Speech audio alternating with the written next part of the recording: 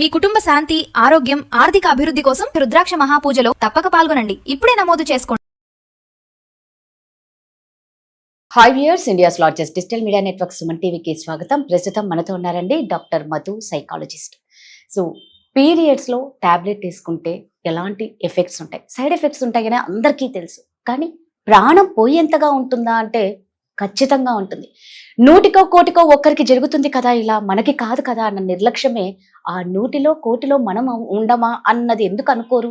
So ఈ రోజు అన్యాయంగా ఒక అమ్మాయి బలైంది. దాని గురించి మధుని అడిగి తెలుసుకుందాం. నమస్తే మధు. నమస్తే అండి. సో నిజంగా అంటే ఎంత బాధ ఇస్తుందంటే, ప్రాణం పోయేంతగా రాదులే, మనకు కాదులే అని అనుకుంటారు. ఆ టైంలో మనకు అక్కడి నుంచి తప్పుకోవాలి అంటే, ఒక పెళ్లికి వెళ్ళాలన్నా లేదంటే ఒక గుడికి వెళ్ళాలన్నా, ఇప్పుడు నిన్న జరిగిన ఇన్సిడెంట్ కూడా పాప మా అమ్మాయి టెంపుల్కి వెళ్ళాలని చెప్పి ఒక టాబ్లెట్ వేసుకుంటే దానివల్ల ఆ అమ్మాయి ప్రాణాలే పోయాయి. అసలు ప్రాణం పోయేంతగా ఏమవుతుంది లోపల బాడీలో మధు? ఎస్ అండి, చాలా మంది ఈ మధ్య కాలంలో టెంపుల్కి వెళ్ళాలనో, లేకపోతే మ్యారేజెస్, దగ్గర రిలేషన్ మ్యారేజెస్ ఉన్నాయనో, లేదా ఏదో ఒక కాజ్ పెట్టేసుకుని ఈ పోస్ట్ బోనల్ టాబ్లెట్స్ వేసుకుంటున్నారు. మామూలుగా న్యాచురల్ గా మన బాడీలో జరగాల్సిన ప్రాసెస్ ని ఆపినప్పుడు అది ఏమవుతుందంటే, బాడీ లోపల చాలా హార్డ్ సిచ్యువేషన్స్ జరుగుతాయి.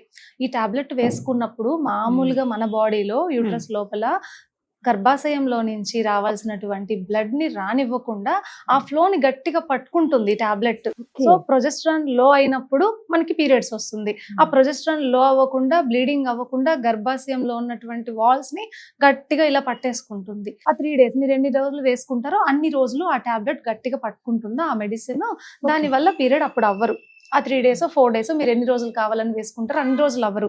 దాని తర్వాత ఎప్పుడైతే మీరు టాబ్లెట్ ఆపేస్తారో అప్పుడు ఉండాల్సిన దానికంటే ఇంకా లెవెల్స్ తగ్గిపోయి పడిపోతాయి కిందకి.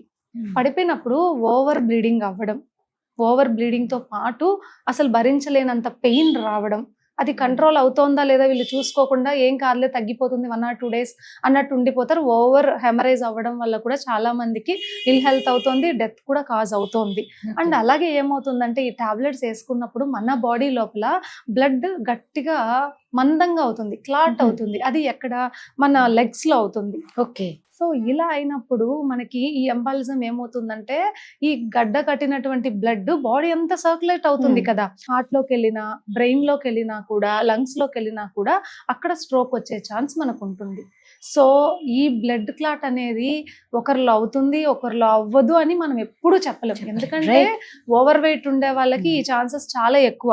మీరు ఉండాల్సిన వెయిట్ కంటే ఒక 20% ఎక్కువ ఉన్నా కూడా మీ బాడీ లోపల బ్లడ్ క్లాట్ అయింది అనుకోండి, ఆ క్లాట్ మెల్లగా బాడీ అంతా సర్క్యులేట్ అవుతుంది. అయినప్పుడు అది ఎక్కడ పోయి స్ట్రక్ అవుతుందని చెప్పలేం. మైన్యూట్ వెయిన్స్ ఉంటాయి కదా, ఆ బ్లడ్ వెజల్స్ వెళ్ళినప్పుడు ఎక్కడో ఒక బ్లడ్ వెజల్ లో ఇది ఇరుక్కుపోతుంది. ఆ బ్లడ్ సర్క్యులేషన్ జరగదు కదా, అక్కడే మనకు బ్రెయిన్ స్ట్రోక్ రావడము, లేక హార్ట్ అటాక్ రావడము, పల్మనరీ ఎంబాలిజం రావడము, ఏదో ఒకటి జరుగుతుంది. ఆ జరిగినప్పుడే మనకి ఇష్యూ పెద్దదిగా కనిపిస్తుంది. బట్ మనం ఏమనుకుంటాం, మనకి కాదులే, మనం బాగున్నాం కదా, మనం హెల్దీగా ఉన్నాం కదా, మనం యంగ్గా ఉన్నాం కదా అని మనం అనుకుంటాం ప్రతిసారి. బట్ మనిషి పైకి కనిపించినంత హెల్దీగా లోపల ఉండరండి. ఎగ్జాక్ట్లీ, ఖచ్చితంగా అస్సలు ఉండరు. మీరు ఈ ఒక్కరోజు గుడికి పోకపోతే వచ్చే నష్టం ఏముంది?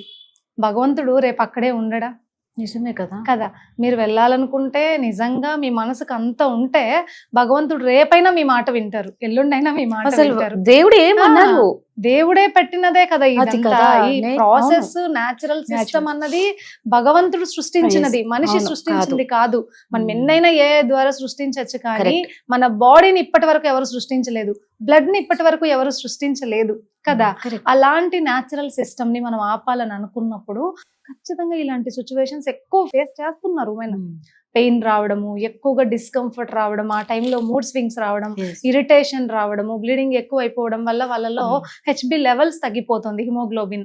ఎందుకంటే వీళ్ళు ఫ్రీక్వెంట్ గా వాడుతుంటారు. ఈ నెల ఒకటి, రేపు నెల ఇంకొక ఫంక్షన్, ఇంకొక నెల ఇంకో ఫంక్షన్. మీరు ఫంక్షన్ కి వెళ్ళకపోతే ఏమవుతుందండి? అంతే కదా, వాళ్ళ పెళ్ళి ఏమన్నా ఆగిపోతుందా? ఫంక్షన్ ఏమన్నా ఆగిపోతుందా? కదా. అంత హార్డ్ గా మీరు వెళ్ళాలని ఎవరు చెప్పారు కదా. పీరియడ్ అనేది ప్రతి మనిషి లైఫ్ లోనూ న్యాచురల్ గా జరిగే ఒక ప్రాసెస్. దాన్ని యాక్సెప్ట్ చేసి వాళ్ళు రాణిస్తారా? వెళ్ళండి. రానివ్వలేదా? మీ ఆరోగ్యం కంటే గొప్ప విషయం ఏదీ లేదు. అవేమి కావు కదా. కాబట్టి ఏం పర్వాలేదండి, హ్యాపీగా వీడియోలో చూడండి ఏం జరిగిందో, ఇంట్లో కూర్చొని లైవ్ లో చూడండి భగవంతుడు ఏం చేస్తున్నాడో, మనసుతో ఫీల్ అవ్వండి, మనస్ఫూర్తిగా ఫీల్ అవ్వండి. ఆ రోజు రామనామం జపించుకోండి, మీకు ఏ భగవంతుడు ఇష్టమో ఆ దేవుణ్ణి స్మరిస్తూ ఇంట్లోనే ఉండండి. వెళ్ళి ఈ సమస్య తెచ్చుకొని గిల్ట్ గా ఫీల్ అయ్యి మళ్ళీ ప్రాణాలు పోగొట్టుకోవడం కంటే మీరు ఎక్కడున్నా భగవంతుడికి వినిపిస్తుంది. ఫోన్ అవసరం లేదు, మనం అక్కడికి వెళ్ళాల్సిన అవసరమూ లేదు. కరెక్ట్. ఆయన వైఫై ఎప్పుడు ఆన్ లోనే ఉంటుంది మనకి కదా. మీరు ఇంట్లోనే కూర్చొని మొక్కండి, మీరు ఇంట్లోనే కూర్చొని స్మరించండి. మీ బంధువులైనా ఎవరైనా సరే ఫంక్షన్స్ ఉన్నా కూడా ఇంట్లో నుంచే హ్యాపీగా కంగ్రాచులేషన్స్ అనే మెసేజ్ పెట్టండి. మనస్ఫూర్తిగా వాళ్ళు బాగుండాలని కోరుకోండి. అంతకంటే మీరు వెళ్ళి చేసేది ఏముంది అక్కడ? వాళ్ళ లైఫ్ నేమ్ మీరు నిలబెట్టారు కదా, మీరు వెళ్ళినంత మాత్రాన ఆ మ్యారేజ్ నేమ్ మీ చేతితో మీరు చేసేదే ఉండదు కదా. కాబట్టి ఎప్పుడు రిస్క్ తీసుకోకండి. ఒకవేళ మీకు అంతకీ కుదరదు, నేను వేసుకోవాల్సిందే అనిపించినప్పుడు ఒక్కసారి గైనకాలజిస్ట్ దగ్గరికి వెళ్ళి మీ హైట్, మీ వెయిట్, మీ హెల్త్ సిచ్యువేషన్ బట్టి మీ కరెక్ట్ డోస్ తీసుకోవడం అనేది సజెస్టబుల్. అంతకంటే మీరు ఎప్పుడు మెడికల్ షాప్కి వెళ్ళి టాబ్లెట్ తీసుకోకండి. డోసేజ్ కరెక్ట్ లేకపోయినా, మీరు ఓవర్ వెయిట్ ఉన్నా, మీకు ఆల్రెడీ హార్ట్ కి సంబంధించిన ప్రాబ్లమ్స్ ఉన్నా, బీపీ ఉన్నా, మీరు ఓవర్ వెయిట్ ఉన్నా, మీకు ఈ ప్రాబ్లమ్స్ వచ్చే అవకాశం చాలా ఎక్కువ ఉంటుంది. సో ప్రతి మనిషి మనం బాగున్నాం అని అనుకుంటున్నాం, బట్ లోపల బాగలేము. ప్రతి మనిషికి ఏదో ఒక ప్రాబ్లం ఉంటది ఖచ్చితంగా. అది మనకి తెలీదు. చాలా మందికి వాళ్ళకి బీపీ ఉందనే తెలీదు. సో మీకు బీపీ ఉందని తెలియకుండా మీరు టాబ్లెట్ వేసేసుకుంటే మీకు లోపల బ్లడ్ అంతా క్లాట్ అయిపోతుంది. అయిన బ్లడ్ ఎక్కడో ఒక చోట స్ట్రక్ అవుతుంది, మీకు ఇలాంటి ప్రాబ్లం వస్తుంది. మీరు ఏం చేయగలుగుతారు? అయ్యో నేను బానే ఉన్నాను కదా అనే వేసుకొని ఉంటారు. ఇప్పుడు ఈ చనిపోయిన అమ్మాయి కూడా చాలా యంగ్ టీనేజ్ అమ్మాయి, స్మార్ట్ గా ఉంది నిజంగా. ఓవర్ వెయిట్ కూడా లేదు. మీరు అన్నట్టు లోపల ఏ ఇష్యూ ఉందో పాపం తెలియదు కదండి. తనకి బీపీ ఉందా లేదా మనం ముందే చూసుకొని ఉంటాం. ఎందుకంటే మనం యంగ్గా ఉన్నాం కదా, మనం బాగున్నాం కదా, మనకి ఎందుకు ఉంటుందిలే అనే ఆలోచన. బట్ ఏమో తెలియదు కదా, ఎన్నో రోజులుగా పిల్లలు చదువుకుంటూ స్ట్రెస్ లో కూడా, యంగ్ ఏజ్ లో కూడా బీపీ వస్తుంది. స్ట్రెస్ వల్ల కూడా, సిచ్యువేషన్స్ వల్ల కూడా. అప్పుడు ఉండొచ్చు. ఒక్కొక్కరి మెకానిజం బాడీలో ఒక్కొక్కలాగా ఉంటుందండి. కొంతమందికి వెంటనే క్లాటింగ్ మెకానిజం ఫాస్ట్ గా ఉంటుంది, కొంతమందికి ఆ డ్యూరేషన్ స్లో ఉంటుంది. అది మనం 100% కరెక్ట్ గా పేషెంట్ ని చూస్తే తప్ప, ఎవాల్యుయేట్ చేస్తే తప్ప డయాగ్నోసిస్ అనేది ఎవరు చెప్పలేరు కదా. అలానే ఆ అమ్మాయికి ఉన్న సిచ్యువేషన్ బట్టి అలా జరిగి ఉండొచ్చు. మాకెందుకు జరుగుతుంది అని మాత్రం ఎప్పుడు అనుకోకండి. 100 మందిలో ఆ ఒక్కరికి జరగకూడదని మనం కోరుకుంటాం కదా, ఆ 100 మందిలో ఆ ఒక్కరు మనం అవ్వకూడదు, ఖచ్చితంగా అవ్వకూడదు. మీరు కేస్ తీసుకోవాలి అని అనిపిస్తే, మీకు అట్లా చెయ్యాలని ఒక సిచ్యువేషన్ ఉంటే కన్సల్ట్ యువర్ గైనకాలజిస్ట్. లేదు అంటే అసలు వేసుకోకండి, నష్టమేం లేదు. నిజంగా ఇలాంటివి ప్రతి ఆడపిల్ల తల్లి పిల్లలకి చెప్పాలేమో అండి. ఆడపిల్లలకి నిజంగా తల్లి పాత్ర ఇందులో ఎక్కువగా ఉంటుంది. అంటే వాళ్ళకి ఏం తెలియంది మనమే స్టార్ట్ చేస్తాం కదా. పిల్లలు పుడితే ఏదైనా ఫంక్షన్స్కి వెళ్ళాలా అంటే, ఏమ్మా నీకు ఏమైనా ఉందా డేట్ కానీ వేసేసుకో, లేదా పిల్లలు ఫ్రెండ్స్ తో డిస్కషన్ చేసుకోవడం ఉంటది. కానీ ఇలాంటివి చాలా చెప్పాలేమో మదర్ పిల్లలకి. ఇప్పుడున్న సొసైటీ ఏమైందంటే అండి, మదర్ చెప్పినా, పీర్ గ్రూప్ చెప్పినా, ఎవరు చెప్పినా ఎవరికి వాళ్ళు యూట్యూబ్ చూడడమో, లేకపోతే ఇన్స్టాగ్రామ్ చూడడమో, గూగుల్లో కొట్టడమో చేసి ఇవన్నీ చేస్తున్నారు. నేను ఒక్క మాట చెప్తా, మీరు ఆలోచించండి. గూగుల్లో మనము కార్బోహైడ్రేట్స్ మంచిదా అని అడిగితే మంచిది అని ఒక 10 ఎవిడెన్సెస్ వస్తాయి. కార్బోహైడ్రేట్స్ మంచిది కాదు అని కొడితే ఒక 10 ఎవిడెన్స్ వస్తాయి, సైంటిఫిక్ రీజన్స్ కదా. ఆ రీసెర్చ్ లో వచ్చినట్టువి వస్తాయి మీకు. అప్పుడు ఇది మంచిదా కాదా? గూగుల్ మీరు అవునన్నా ఇస్తుంది, కాదన్నా ఇస్తుంది. సో మీకు ఎలా తెలుస్తుంది కరెక్ట్ అని?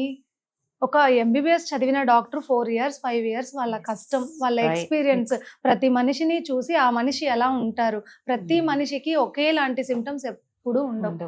వాళ్ళ బాడీ వేరు, వాళ్ళ ఎనర్జీ లెవెల్స్ వేరు, వాళ్ళకున్న సిచ్యువేషన్ వేరు, అలా ప్రతిదీ వేరే ఉంటుంది ప్రతి మనిషికి. సో అప్పుడు వాళ్ళని చూసి వాళ్ళకున్న సిచ్యువేషన్ బట్టి డాక్టర్ సజెస్ట్ చేస్తారు. మీ అంతటా మీరు పక్కింటి వాళ్ళు చెప్పిన వింటారు, ఎదురింటి వాళ్ళు చెప్పిన వింటారు, ఫోన్లో చూసి వింటారు, మీకు మీరు డెసిషన్ తీసుకుంటారు. మరి ఇలాంటివి కాక ఎలాంటివి వస్తాయి? అంటే మనకు సాటిస్ఫై ఆన్సర్ వచ్చింది అంటే దాన్నే ఫాలో అవుతాం. అది వచ్చేదాకా మనం ఇలాగే చేస్తూ ఉంటాం. వాళ్ళు వచ్చినప్పుడు కూడా అడిగే క్వశ్చన్ ఏంటంటే వేసుకోవచ్చా అని కాదు, నేను వేసుకుంటున్నాను ఇది కరెక్టే కదా అని అడుగుతారు. మనం కాదు అన్నాం అనుకో, ఈ డాక్టర్కి ఏం తెలియదు, యూట్యూబ్ లో ఆల్రెడీ నేను చూసా, నేను ఆల్రెడీ సెర్చ్ చేసా, ఈమె కాదంటోంది, ఈమెకేం తెలియదు అని చెప్పి మళ్ళీ వెళ్ళి వేసుకుంటారు వీళ్ళు. అలానే చేయడం వాళ్ళు. వాళ్ళకి నచ్చిన ఆన్సర్ మనం చెప్పాలి. చెప్పాలి. లేదు Right. అంటే మంచోళ్ళు కాదన్నట్టు వాళ్ళ ఫీలింగ్, వీళ్ళకి ఏం తెలీదు అన్నట్టు. సో ఇంకా వీళ్ళకి ఈ ఆల్రెడీ ఎక్కువ మంది పేషెంట్స్ వెయిట్ చేస్తుంటారు. వచ్చిన వాళ్ళందరూ వాళ్ళు చెప్పిన దానికి మనం ఒప్పుకునేలాగా ఆ క్వశ్చన్స్ అడుగుతుంటారు. ఎంతసేపు అని మనం వాళ్ళకి చదివిందంతా చెప్పాలంటే అవ్వదు కదా. మిగిలిన వాళ్ళందరూ ఉంటారు ఇయర్స్ కదా. లో Right. ఎంతో చదివి ఉంటాం, Yes. చదివింది మొత్తం మీకు ఎక్స్ప్లెయిన్ చేయాలంటే అవుతుందా ఎవరికైనా? Never. కాబట్టి ఏం చేస్తారమ్మా, నీ ఇష్టం. ఏ డాక్టర్ని ఏం చేస్తారు ఎంతసేపు అయినా? వచ్చిన ప్రతి ఒక్కరికి మెడిసిన్ రాయాలి డాక్టర్ అంటే, కౌన్సిలింగ్ ఇవ్వాలంటే ఎక్కడ అవుతుంది వాళ్ళకి Correct. పాపం కదా. Yes. కాబట్టి ఎవరేం చేయలేరండి. ఇప్పుడున్న సిచ్యువేషన్ ఎలా అయిపోయిందంటే వాళ్ళకి తెలిసింది కరెక్ట్, దాన్ని ఎదుటి వాళ్ళతో ఒప్పించడానికి వస్తారు అది. హాస్పిటల్ కి. ఎస్, చాలా మందిలో ఉన్నది ఇదే మధు గారు. అవును. సో నిజంగా మధు గారు చెప్పినట్లు గైనకాలజిస్ట్ ని కంపల్సరీ కలవండి. ఫస్ట్ ఆఫ్ ఆల్ అది ప్రకృతికి విరుద్ధంగా మనం ఏది చెయ్యకూడదు. Yes. అది నేచర్ ఇచ్చింది, దాన్ని మనం యాక్సెప్ట్ చేస్తేనే మన లైఫ్ టైం పెరుగుతుంది. Thank you Madhu.